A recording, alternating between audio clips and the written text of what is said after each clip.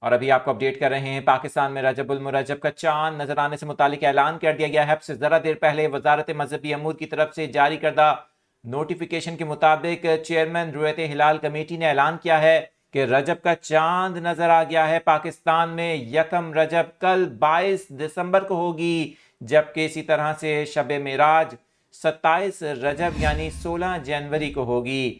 اہم ترین خبر آپ کے ساتھ شیئر کر رہے ہیں۔ مرکزی رؤیت ہلال کمیٹی نے پاکستان میں رجب المرجب کا چاند نظر آنے کا اعلان کر دیا ہے۔ وزارت مذہبی امور کی طرف سے اس حوالے سے ایک نوٹیفیکیشن جاری کیا گیا ہے۔